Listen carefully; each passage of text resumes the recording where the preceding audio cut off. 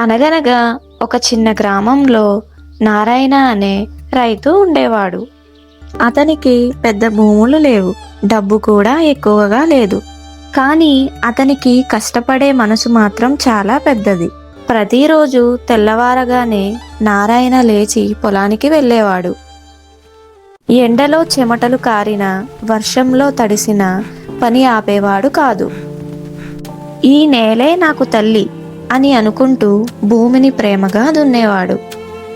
ఒక ఏడాది వర్షాలు సరిగ్గా పడలేదు, పంట ఎండిపోయింది. గ్రామంలో చాలామంది రైతులు నిరాశపడ్డారు. కొందరు పొలాలు వదిలేసి వేరే పనులకు వెళ్ళిపోయారు. అయినా కానీ నారాయణ మాత్రం ఆశ వదలలేదు. మిగిలిన విత్తనాలను జాగ్రత్తగా నాటి రోజు నీళ్లు పెట్టేవాడు. రాత్రిళ్ళు పడుకునే ముందు దేవుణ్ణి ప్రార్థిస్తూ, నా కష్టం వృధా కాకూడదు దేవుడా అని కోరుకునేవాడు.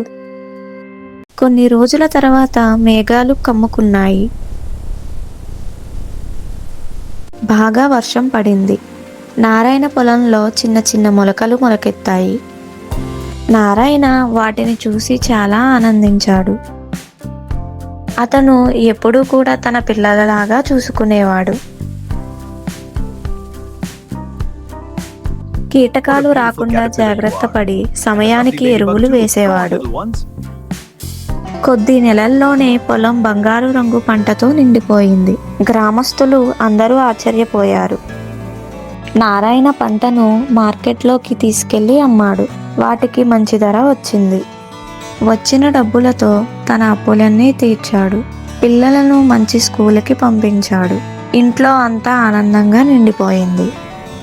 నారాయణ నవ్వుతూ చెప్పాడు, ఓర్పు, శ్రమ, ఆశ ఉంటే రైతు జీవితంలో విజయం తప్పదు.